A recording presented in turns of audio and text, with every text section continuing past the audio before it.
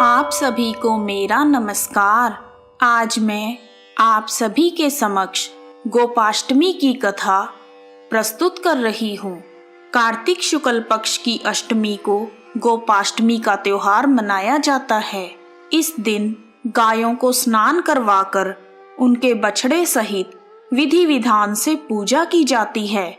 जल, अक्षत, रोली, गुड़, जलेबी, वस्त्र तथा धूप दीप से आरती उतारकर गाय की परिक्रमा की जाती है।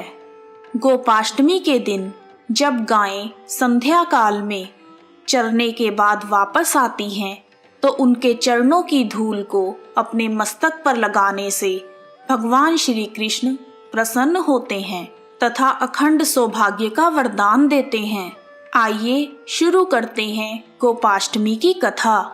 प्राचीन काल में एक बार जब श्री कृष्ण भगवान 6 वर्ष के थे, तो माँ यशोदा से कहने लगे कि माँ, अब मैं बड़ा हो गया हूँ, अब मैं बछड़े चराने नहीं जाऊंगा, अब मैं गौ माता के साथ जाऊंगा।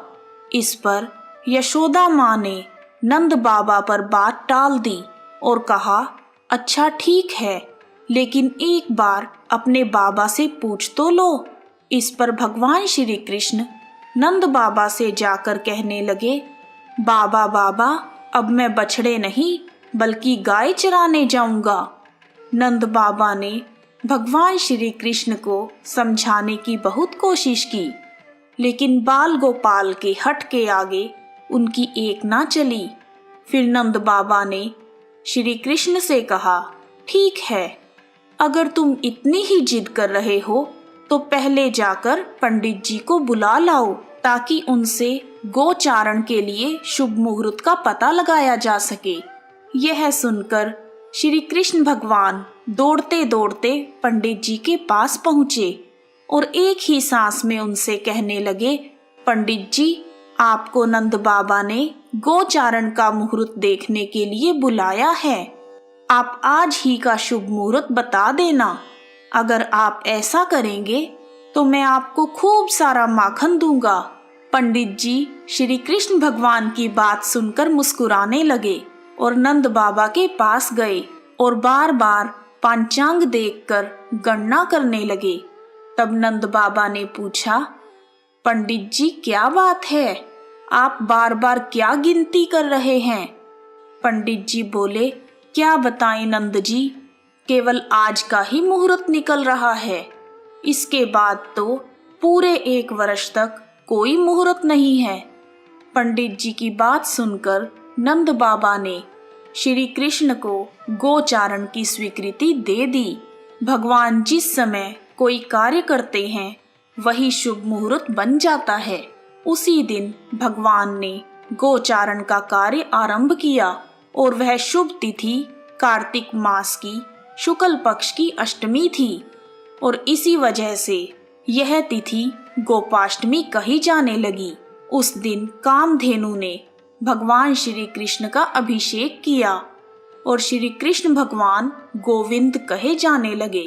माता यशोदा ने अपने लल्ला का श्रृंगार किया और जैसे ही माँ यशोदा श्री कृष्ण के पैरों में जूतियां पहनाने लगी, तो श्री कृष्ण ने मना कर दिया और बोले, मैया, यदि मेरी गायें जूतियां नहीं पहनती तो मैं कैसे पहन सकता हूँ? यदि पहना सकती हो तो सभी गायों को जूतियां पहना दो। और भगवान जब तक वृंदावन में रहे, भगवान ने कभी पैरों में जूतियां नहीं पहनी। आगे आगे गाय माता और उनके बछड़े और उनके पीछे बांसुरी बजाते हुए भगवान और उनके पीछे बलराम तथा श्री कृष्ण के यश का गान करते हुए ग्वाल गोपाल विहार करते हुए वन में पहुंच गए। तभी से भगवान की गोचारण लीला आरंभ हो गई।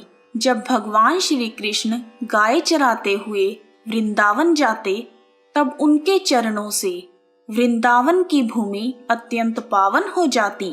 वह वन गायों के लिए हरी भरी घास से युक्त एवं रंग बिरंगे पुष्पों की खान बन गया। इस प्रकार गोपाष्टमी की कथा पूर्ण हुई। बोलो बांके बिहारी लाल की जय। गोपाष्टमी की एक अन्य कथा के अनुसार जब भगवान श्री कृष्ण ने गोवर्धन पर्वत को अपनी कनिष्ठ उंगली पर धारण किया था, तब उन्होंने 7 दिन तक गोवर्धन को अपनी एक ही उंगली पर उठाए रखा। यह अद्भुत चमत्कार देखकर इंद्रदेव असमंजस में पड़ गए। तब ब्रह्मा जी ने इंद्रदेव को बताया, श्री कृष्ण और कोई नहीं, भगवान विष्णु के अवतार हैं। यह सत्य जानकर अष्टमी के दिन इंद्र ने अपनी पराजय स्वीकार कर ली और उनका अहंकार टूट गया और वह श्री कृष्ण भगवान की शरण में आ गए। जिसके बाद भगवान श्री कृष्ण ने कार्तिक शुक्ल अष्टमी के दिन गोवर्धन पर्वत को नीचे रखा।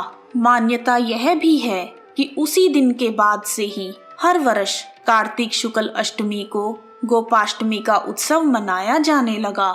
यदि आप गोवर्धन पूजा की श्री कृष्ण भगवान की कथा को सुनना चाहते हैं तो एंड स्क्रीन पर गोवर्धन पूजा की कथा का लिंक दिया गया है, आप आसानी से उसे सुन सकते हैं।